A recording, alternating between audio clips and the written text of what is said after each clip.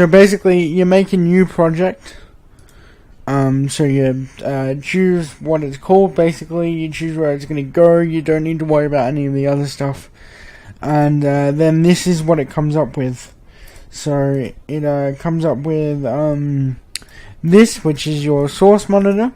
It's basically where I think they've got it in Vegas. It's basically, here's your clip you want to import, and here's your project. So source monitor, final output, or as they call it in here, source and program. Down here you've got your timeline, and then you've also got your media bin.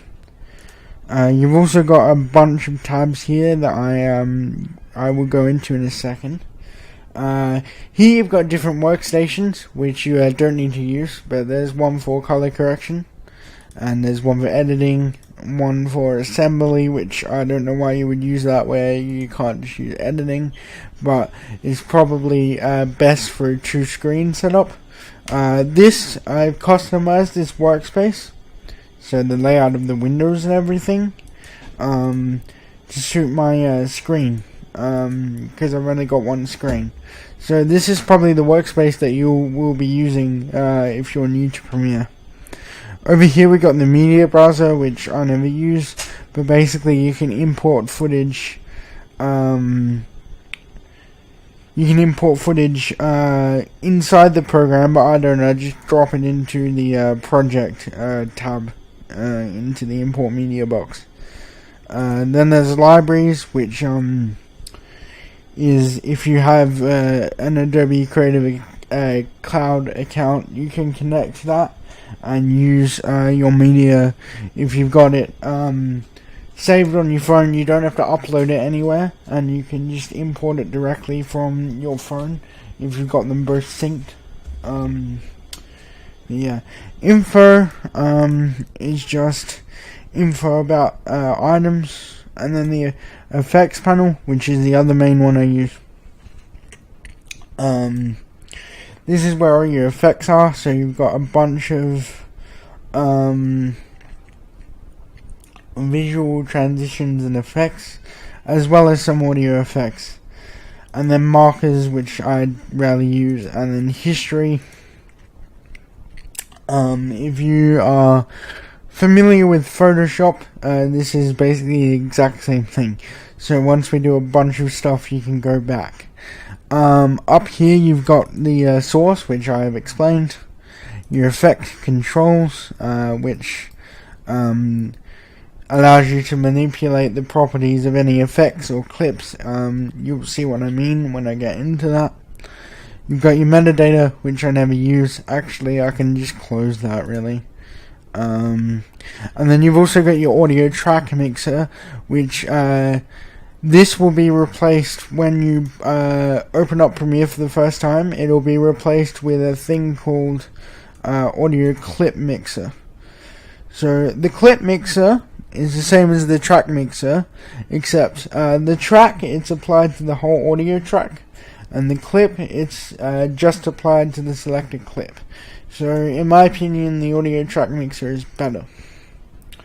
So yeah, that's pretty much a rundown of the interface. Now, before you do anything at all, you're going to want to create a new sequence. Now, a sequence is sort of your main document, I would say.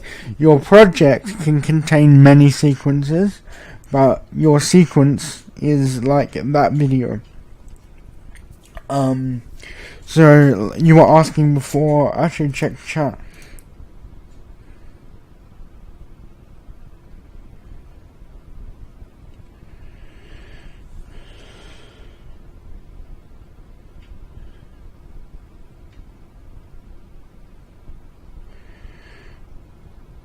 Yeah, I'll do that in a second. Actually, I'll just have this up here for now. So the sequence is your main document. So think of like a Photoshop document, and that's where the nested sequences come into play. So all those nested sequences. It's not a new project file, it's all sort of contained into the one thing. But think of sequences as your project, I guess, and you can have a bunch of sub-sequences. So the first thing to do is to go up to File, a New Sequence, and this will bring up the New Sequence panel. Basically, this is where you set your frame rate, your aspect ratio, all that kind of stuff. I have a preset called YouTube. It's pretty much just the HD TV set with a couple of settings tweaked.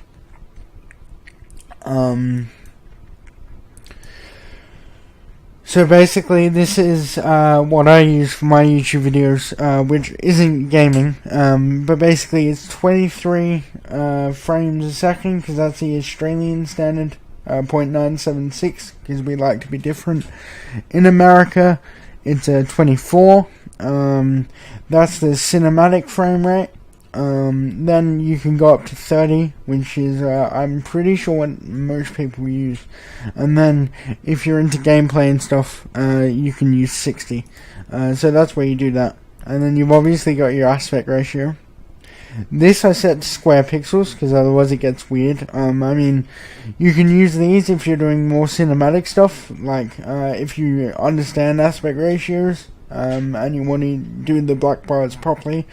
Then that's where you do that. I just leave this as default because you don't really need to mess with any of this. And then the audio, you've got your sample rate, and then the display format I just leave as default, and all that kind of stuff. So basically I just changed the frames a second, and I changed the frame size.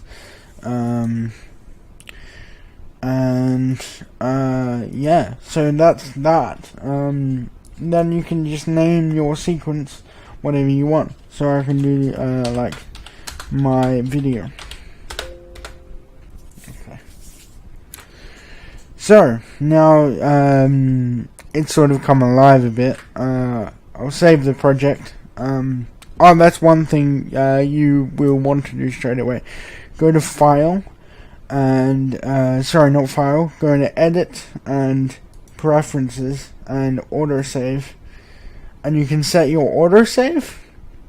So for me it automatically saves every 2 minutes, and you can set your number of versions. So when it saves, unless you've got it set on one project file version, when it saves, it's going to save it multiple project files to the number you've set it at.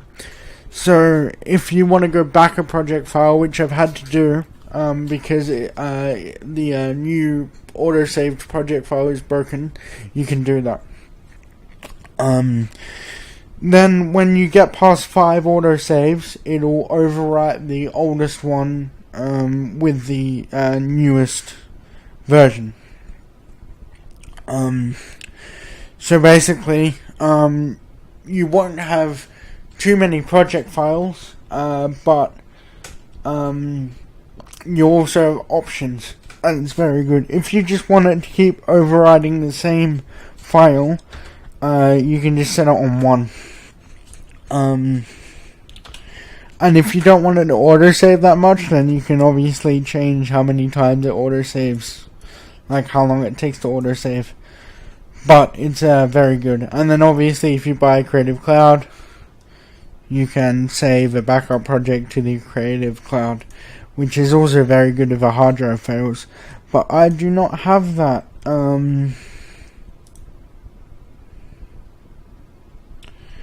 Yeah, it's very good. So basically, if I open up an old project file, oh,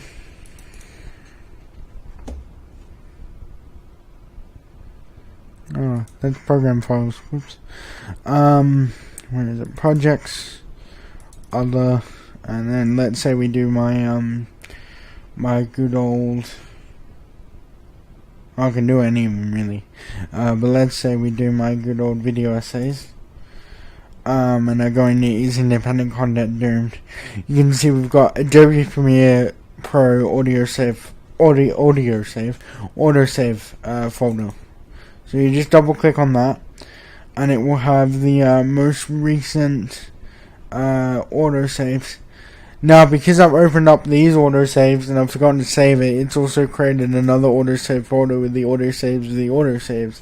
But that's complicated, and that's just my stupid fault for doing it like that.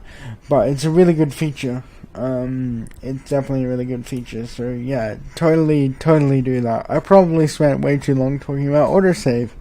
God damn it, we want to get to the fun stuff. Okay, so the way I'll just use the example videos from my Is Independent Content Doomed? The way you import footage, or the way I like to do it, is just double click on empty space in the project window here. So just double click, and then this will bring up the import window, and you can just go and find your footage. So let's say it's you can select multiple stuff and import it at once. So I'll just import a few different things. I might import like this photo and this Patreon stat, and you can also import Photoshop documents directly, so you don't have to export them. Same with After Effects, you can do that directly as well. I think I showed that off in my last live stream. Yeah, let's just go open, and then now import all this stuff. Now when you import a Photoshop one, it will ask you to merge all the layers, or you want to import it as a sequence, or have the individual layers imported, or merge the selected layers. We're just going to go merge all layers because it's meant to be one image anyway. It shouldn't take...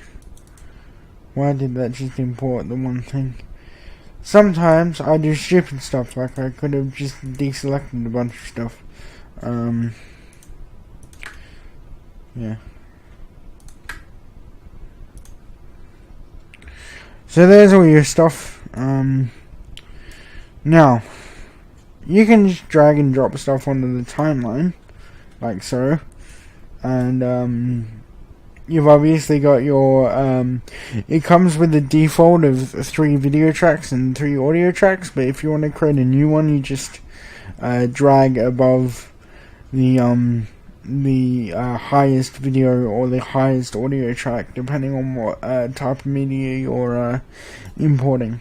Or you can right click and then go add tracks, and just type in the number of tracks you want to add, but I never do that. Yeah. So yeah, you can just drag and drop, and you can see now we've got something in the program, but we've also got something in the source. If we select the thing, or maybe not that, yeah, double click on it, and it will come up in the source window, so we can actually preview what we're going to put in before we do it. So here's like the Smosh intro, for example, that I cut down.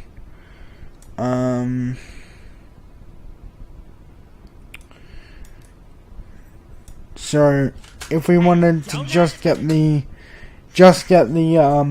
part of the paint can going across, right, all we do is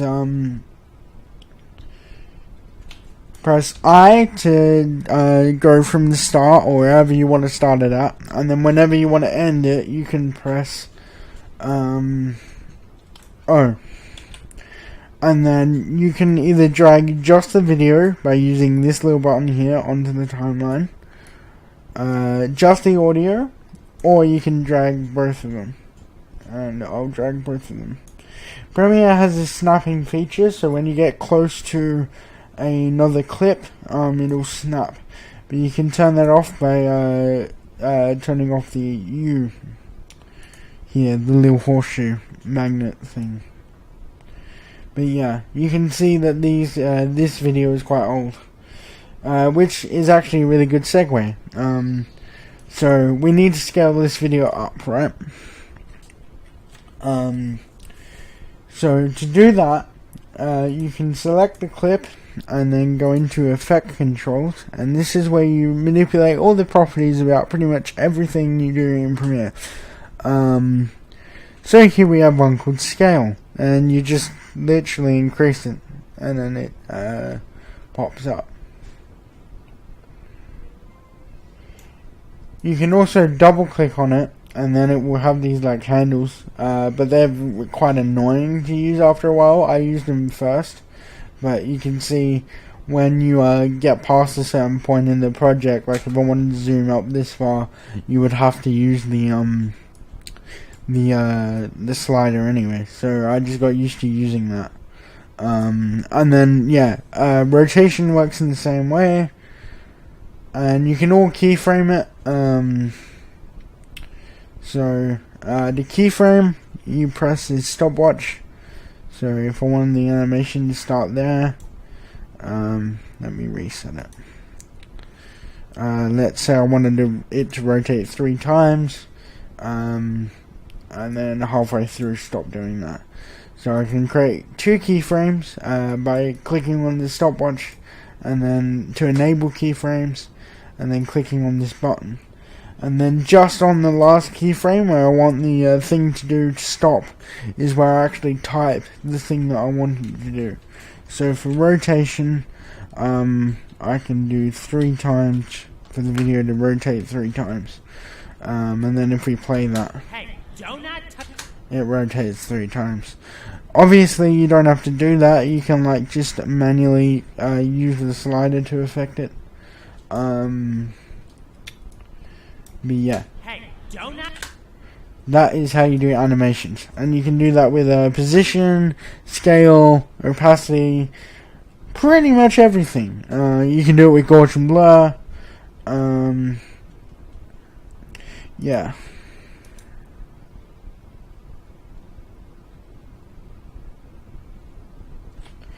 On Sony Vegas, I have to drop the quality of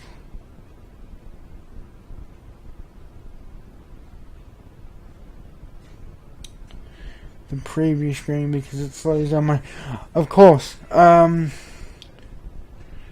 on this preview screen, where it says full, you can change this to half, which means it'll be half quality. Or if worse comes to worse and you're doing a really CPU intensive thing, you can change it to a quarter quality.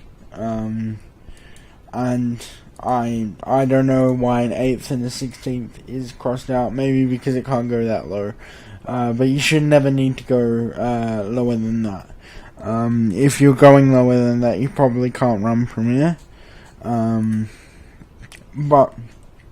Premiere is quite a lot more optimized than Vegas. So you might not have troubles at all.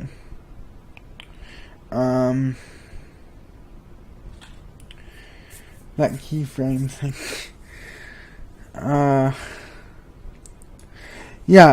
What would you like to see? Because I can go over a lot of stuff. I can go over stuff I did in the Is Independent Content Doomed video. I don't care. What would you like to know? What would you guys like to know? Or Ramen, what would you like to know? Gradual Gaussian blur. Okay, my favorite. It's easy. It's really easy. Okay. So let's say we wanted this thing to gradually blur over time. We can go into the effects panel, right? And then do Gaussian blur. I don't know how to spell, so I'll just put in blur. And there it is, Gaussian blur. So then we just drop it onto the clip. That's all you gotta do. And then right here is Gaussian blur. You can see it's shown up in the effects panel where we did the rotation on the other clip. So here we've got the blurriness, and then the blur dimensions, and then the repeat edge pixels. I'm pretty sure that's pretty much the same in any editor. I like to repeat the edge pixels because it looks nicer, especially on bigger images where the edges are shown.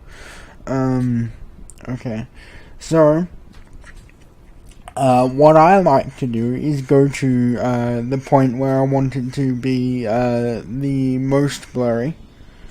In this case, let's say I wanted it to get more blurry to about 3 seconds in.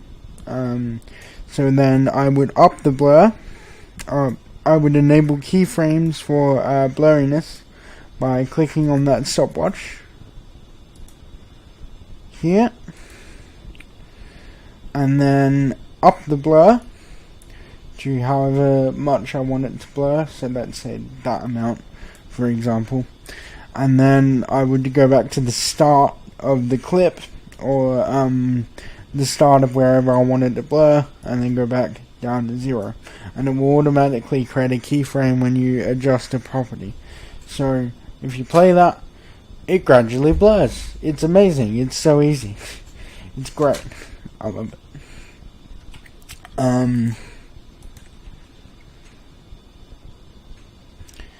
Can you do a comparison of repeat edge pixel and without? Yep. You might not be able to see a difference. But it's the tiny little details. So when I have it disabled, it's got like this black sort of ring around it. And then when I have it enabled, it kind of fills up the whole screen. I'm not sure whether you can see that though. I'll do this a couple of times. So it's really just a personal preference. If you like this effect, then you can use that by all means.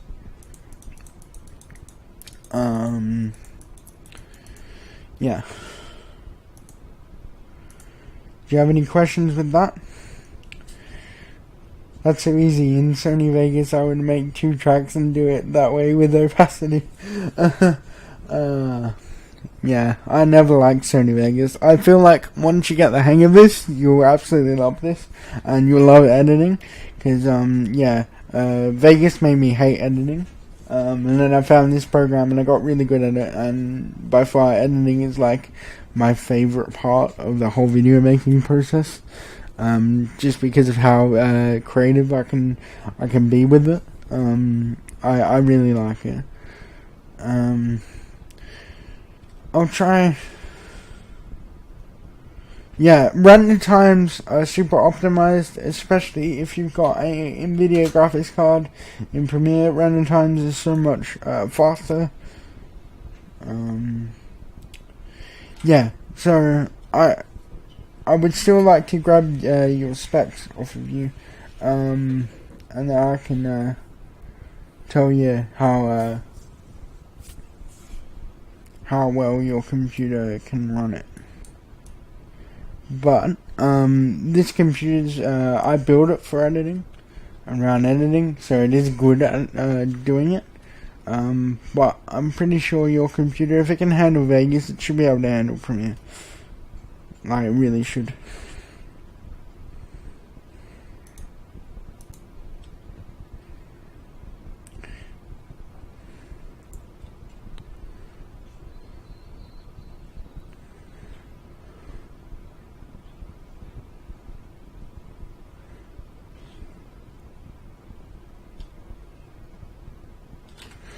Oh, okay. Okay, cool.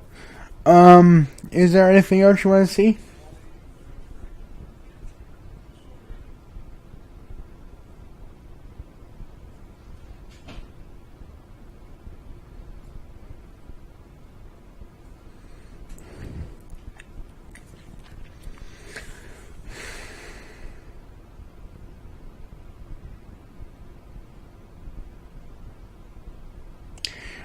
Transitions.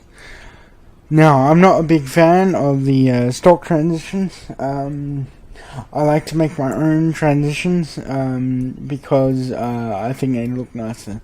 And by that I mean just messing around with the position and sort of just planning where things fade out, fade in, all that kind of stuff. But the stock transitions is they're okay. Where are they? I don't even really use them at all anymore, to be video transitions.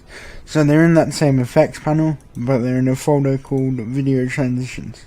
And you've got 3D motion, dissolve, iris, page peel, slide, wipe, zoom.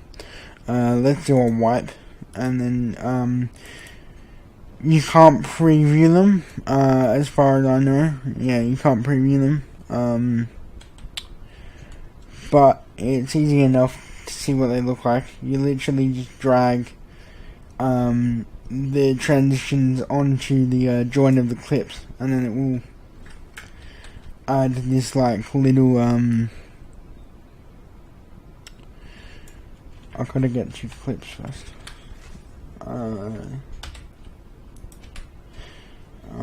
Let me split this up. So I've got 2 clips here, and they're both next to each other. And then you literally just like drag the transition, and it adds like this little bit of tape over. You couldn't really see that, could you? No, that was stupid. I could do it with one of these clips better, probably. Yeah. So you've got. I'll just quickly scale this up. This is gonna be like look super terrible, obviously. But yeah, you literally just drag in the effect across both clips, like that, and then yeah. See? So they've got that. They've got insert.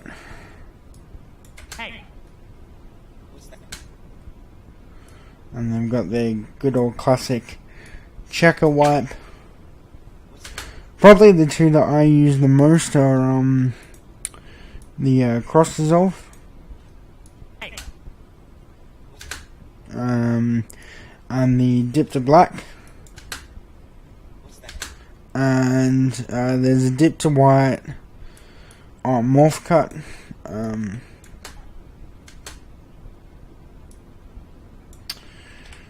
That's I think I've used that once.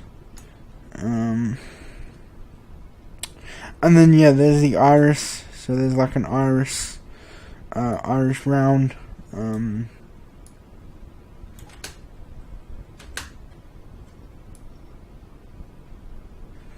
Yeah.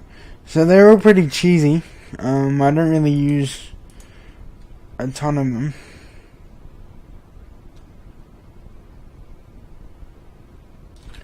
A glitch one.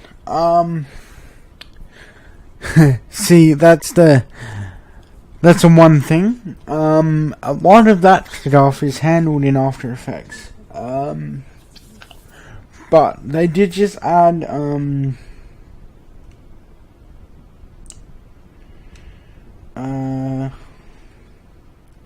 yeah. So in After Effects, they that's where most of that stuff is handled. But they have released this new thing called Premiere Pro templates, which basically brings After Effects project files that other people have made to do glitch effects into Premiere. But I'm not sure whether any of those are available. I don't exactly know what you mean by glitch effect. There's a lot of them. Do you mean that one, like the one like Ricegum? Is that what you mean? Also with the splitting video, there's a shortcut for it. You can set it to S for sure. Yeah, so you literally just go back into that keyboard shortcuts thing.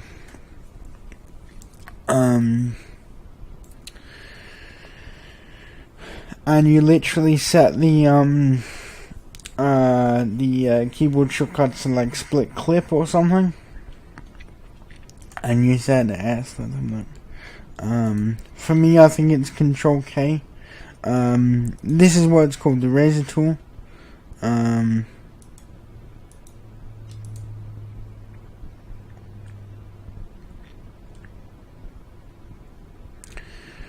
Control.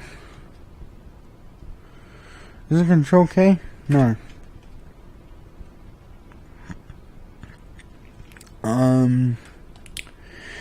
There is one, I think it's called like splits.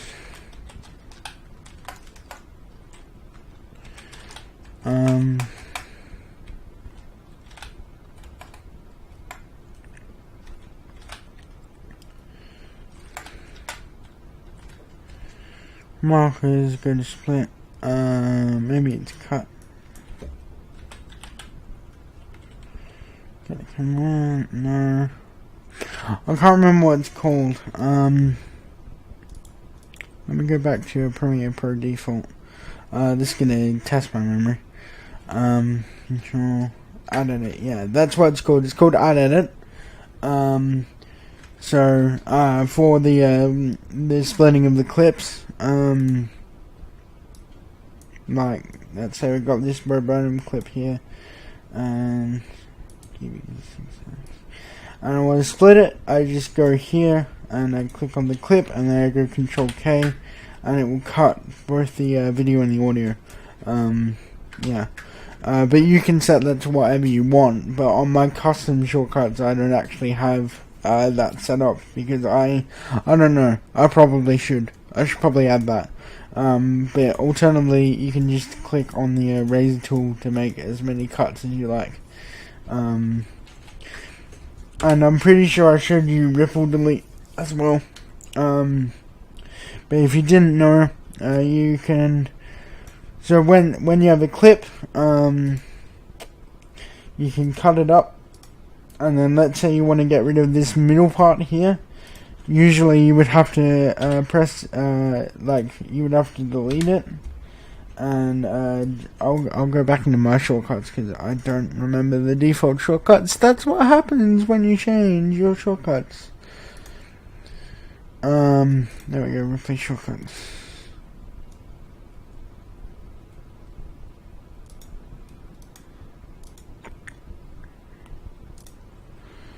And then okay.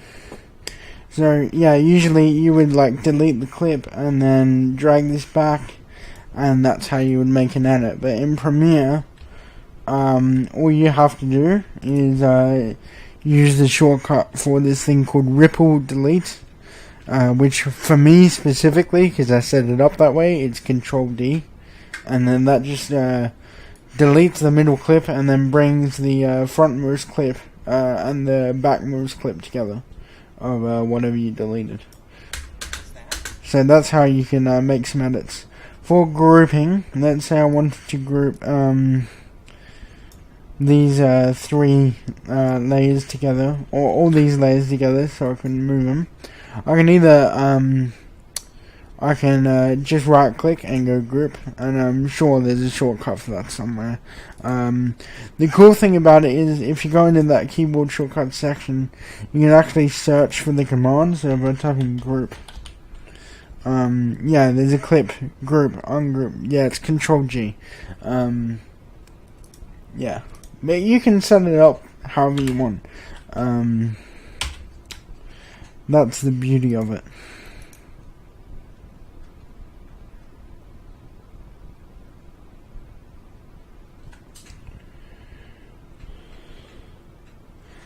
Like they do in Watch Dogs. Yeah, that's more of an After Effects thing. I didn't actually know that Vegas had that inbuilt. Yeah, I mean, you can also import, I'm pretty sure you can import, like, shortcut, presets. Let me check.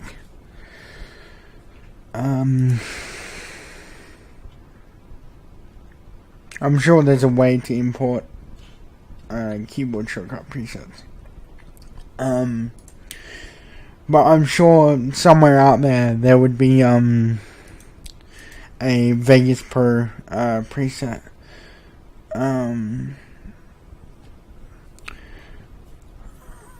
Yeah, but the glitch effect, I'm pretty sure that will be handled in After Effects.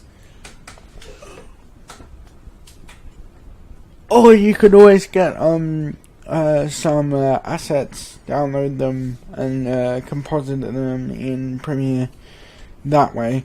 I'll show you what I mean with a good old-fashioned explosion. So it's Fred. I don't know if you know who Fred is, or if he's been forgotten by now. I'm just going to scale this up so you can see. This is not how I would normally just scale it up. I would normally do the thing with the Gaussian blur, and then scale it enough, but not too much so it's not chopped off, especially with the black bars. But yeah, I'll just scale it up for now. Let's say I wanted to add an explosion, right? Let me import an explosion.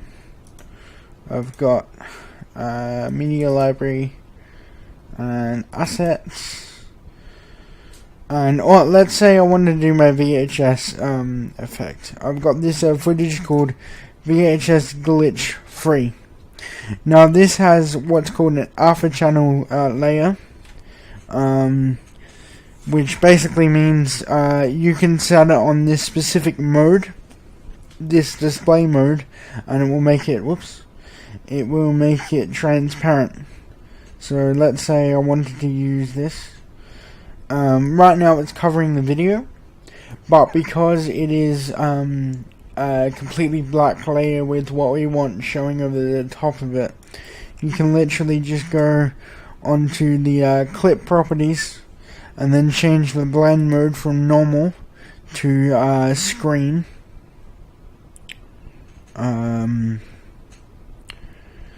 And then that will show up over the top of the video. And I'm sure there'll be a glitch effect like that. Alternatively, if you've got a green screen thing that you want to key out, I'm not sure whether I've got any of those actually. Let me have a look. I need thumbnails. No thumbnails? Okay.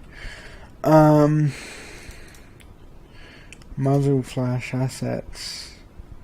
Pause button, film scratch overlay, VHS, tape assets, iPhone message effect, VHS, film lining, VHS bad noise. I'll get one. I'll get one. I'll get our good old friend Shia LaBeouf. Just do it. This is good if you're ever thinking about setting up a green screen. Yeah, we'll download that quickly. Video online. Oh yeah, it's online video converter.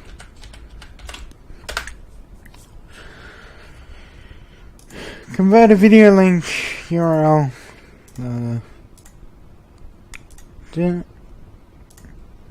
So this is how you green screen stuff. If you either get an overlay that has a green background, or you want to green screen yourself. Sorry if you're using the old meme. I'll just save it to my desktop, because all file management has gone out of the window. Okay, let's import that video. Alright. So let's say you got good old Shia LaBeouf. Existing settings. Coming at 720. Alright. Do it! Yeah. So we want to green screen Shia LaBeouf. We want to put him over this screenshot of VidMe. Actually, we should do that. Got this VidMe screenshot that I took from my last video, and then we've got Shia LaBeouf over the top.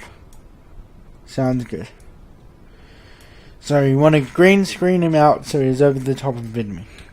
All we got to do is go into effects and key. Now I've got this effects pack called Ignite, which is a free effects pack. It works with Premiere, but I'm not going to use that. I'm just going to use the stock key.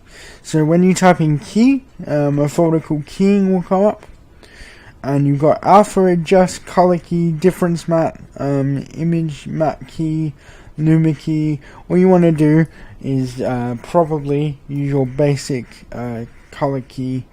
Oh, sorry, no, you want to use ultra key. Ultra key is the best one. It's the most versatile. Okay, so your key color, just click on the stopwatch and then find the green, not the stopwatch, the eyedropper here, and then click the most green part of your image, or blue, or whatever you're trying to get rid of. Right? Now, you should see that it's gone black. Now, you're probably thinking, well, what's the point of this? Well, this view basically lets us know how good our key is. So, it's pretty good. I mean, we've got some overspillage, so you can go into matte cleanup and just soften it out just a tad. You can also up the choke. You can do all this kind of stuff that will kind of soften the image, but overall, spill suppression you can up, probably.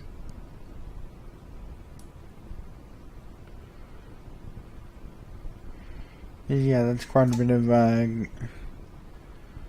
green coming in.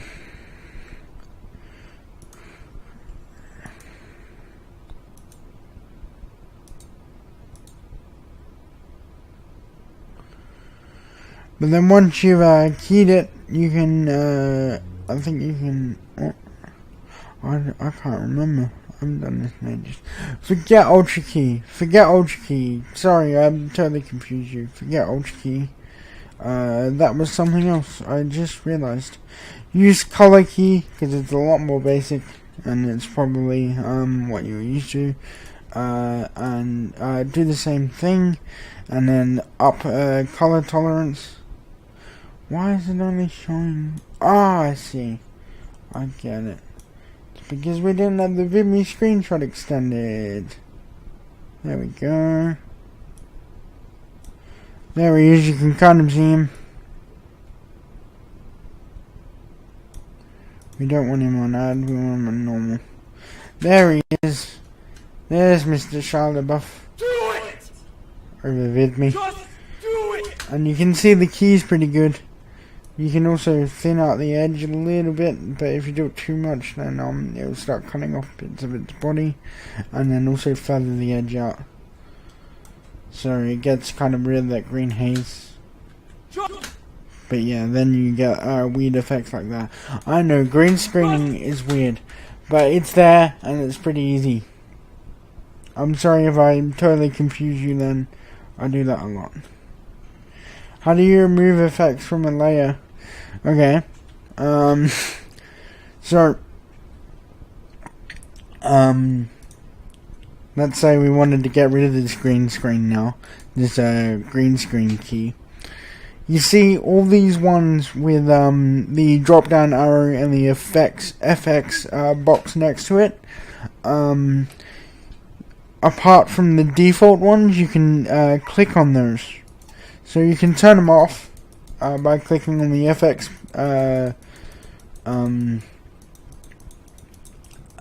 button. You can toggle them on and off, and if you leave them off, it'll stay off in the export. But if you want to delete the effect from the clip completely, you select the name of the clip in the name of the effect in the effects controls. So, for example, color key, and then you just press the whatever your shortcut for delete is. So for default, it'll just be the delete key. For me, it's D. And then yeah, that's how you remove an effect. Simple. I can show you how to make an ending of songs if you want. Like,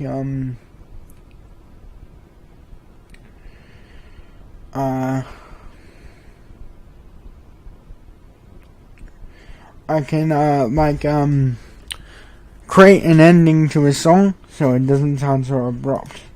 That's when the, audio track, comes in. Yeah, add like a reverb to it. I think it'd be useful.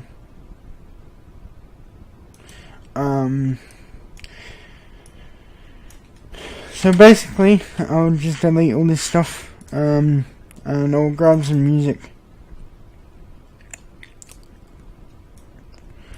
Grab some music from my music folder. Let's do a Kanye remix, eh? Why not? I don't mind getting flagged for copyright. So I'm just dropping the music in.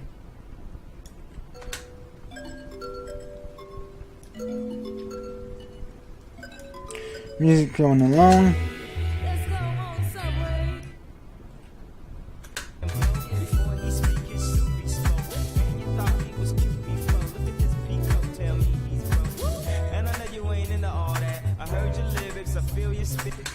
Probably not the best example. Let me try something else. You know what? I'll emulate exactly what I did for my tease video. Which was C2C and when a fire starts to burn. So basically I wanted to end this song a lot earlier than it actually does. Like 30 seconds in. So basically you've got your song and you find where you want it to end.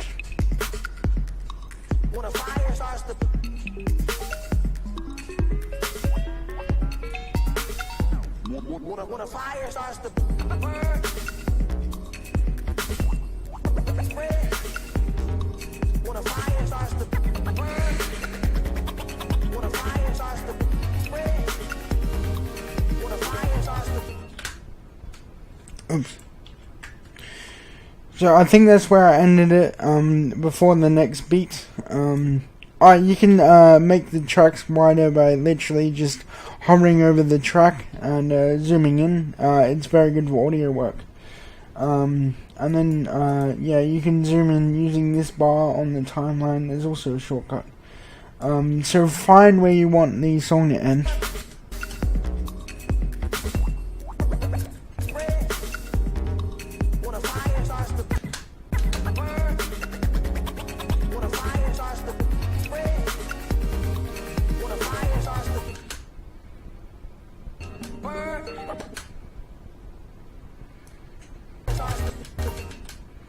I think that's where I ended it. So basically, you want to split your clip.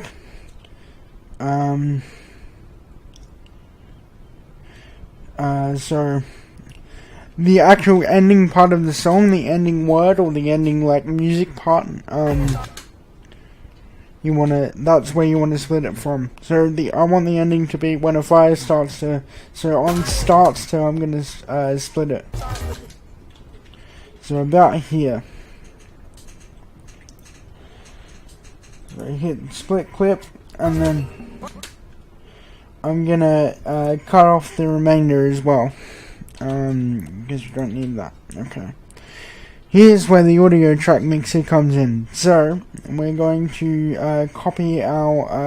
duplicate our clip onto our track. So hold down the Alt key.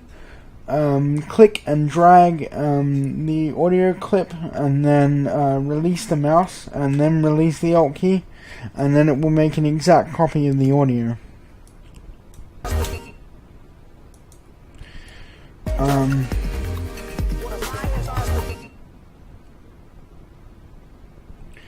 So now we want to use the audio track mixer to add some effects onto the audio tracks. To get the audio track mixer, which is what you want, you go down the window and you do audio track mixer and my video, or whatever your project name is. You'll have audio clip mixer, but get the audio track mixer. I'll just see if you have any questions.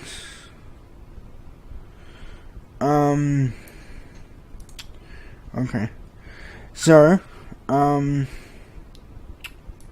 now we're going to, so you can see that this is on track 1, and then the effects we're going to be doing, the duplicated audio, which is what the effect is going to be on, is on track 2. So we're going to use this drop down here, and this will open the effects panel for all the tracks. And you can see we've got audio 1, audio 2, audio 3, which corresponds with audio tracks A1, A2, A3. So we're going to add an effect to A2,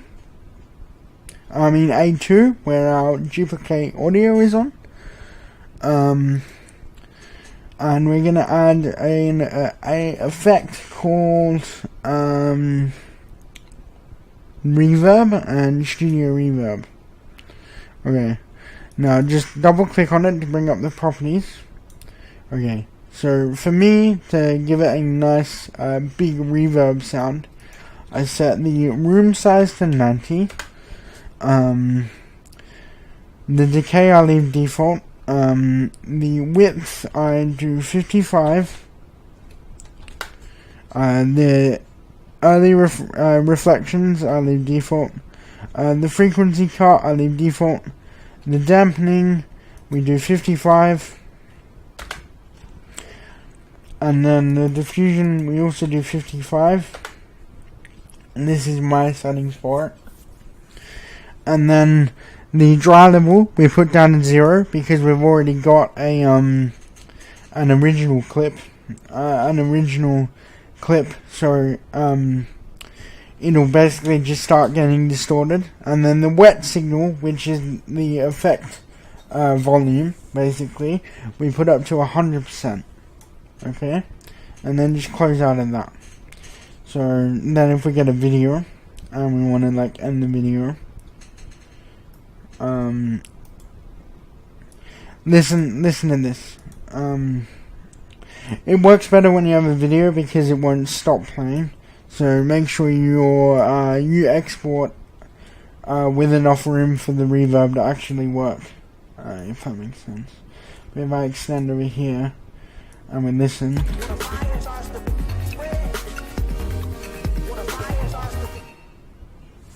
that did not do anything. Why? Why didn't that do anything?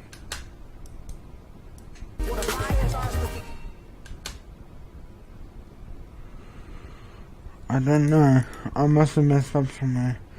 55 try it went. Maybe I cut it too early. The cool thing about applying the effects to the tracks is you can edit the timing on the track and it will still keep all those settings for the effect.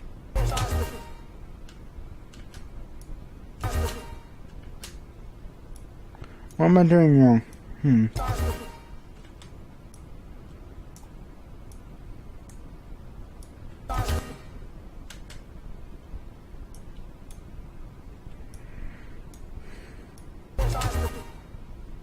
I know, but you should be able to hear reverb.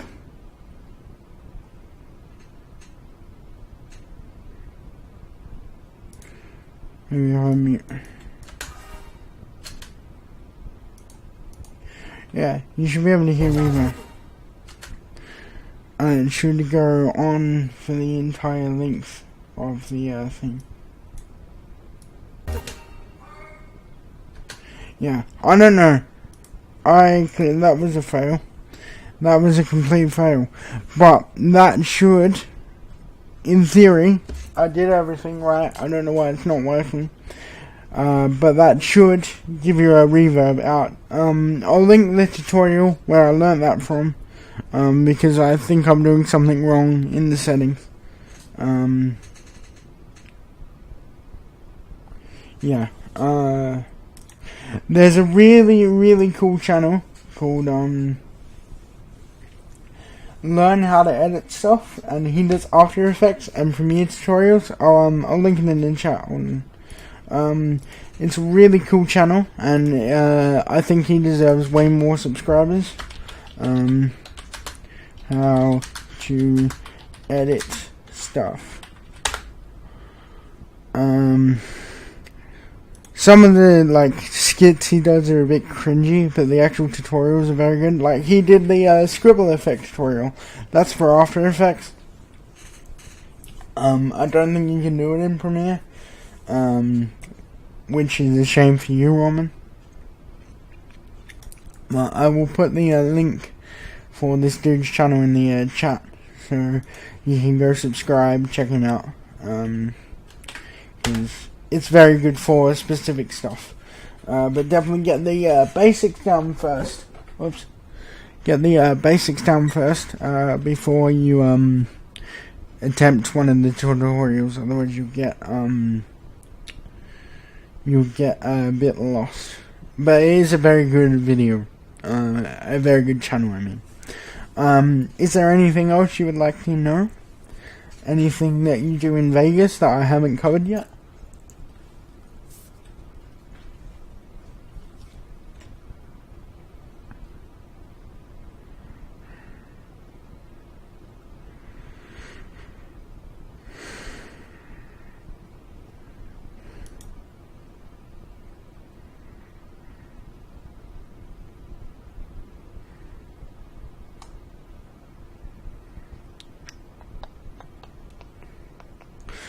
Render and project settings. That's good. I almost forgot about that. So I'm just gonna render out what I have. But basically, you go to File, you go to Export, and you go to Media. And this will pop open this export settings window. Alright? Now, the preset I have for this, I've set up a preset, but I'll go through it. I export in H.264, and then my preset is export for the web, right? Okay. So, we'll go on to effects you don't need to look at. We'll go on to video. So, it's width and height, and it just matches the composition. And then the frame rate matches the sequence. Which I think I've been through. The sequence settings, if you remember, then you can just match basically everything on there, and it should export fine. So square pixels. Okay, here's where it gets interesting. This is what YouTube recommends. This is what YouTube recommends is best for their streaming. So you put on profile high, and you put the level on 4.2, and that will I don't know what that is, but it kind of messes with the bitrate and the algorithm, and it's what YouTube recommends. Then I do a variable bitrate, and I do a true pass. So basically what that does is it exports at variable speeds depending on what's going on in the video. So a lot of people export at a constant bitrate, which means that it's constantly exporting at 5,000 kilobytes a second, or kilobytes a second. But if, like, for example, this screencast, if that's all it is, it probably doesn't need that amount of data all the time. So basically what Premiere will do with the VBR2 pass is it will go and check for the spots where the not a lot of information is in the video, and it will decrease the bitrate, and then where it's really high, like for action or something, it will increase the bitrate. That's what YouTube recommends. So they recommend around a target bitrate of 15.5 for 1080p video, and that's what it will. That's the minimum bitrate. Basically, that's what it has to hit at bare minimum. I wouldn't recommend going any lower than 8 megabytes per second. And then the maximum bitrate is the highest that it would recommend that it will hit, no matter how much data is going on around. YouTube recommends about 20. I've got it set at 19, but I wouldn't go any lower than 10. Otherwise, well, I mean, you can see what works for you, pretty much, is my thing. But those are the video settings. And then audio,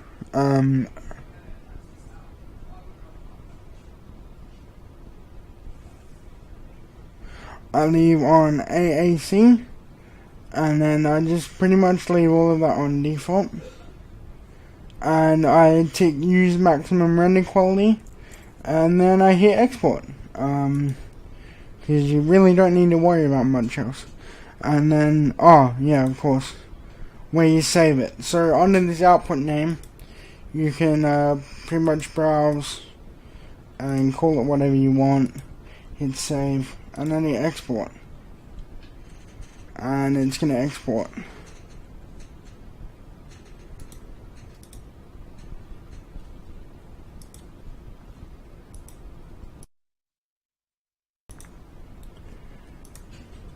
So that's the export settings.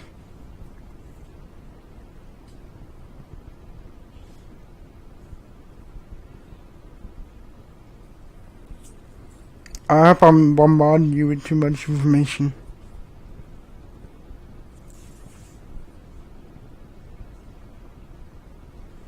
But you can see it's got a we've got a video. It's a crappy video, but it's still a video. Now those export settings, they tend to give you quite a big file size, like my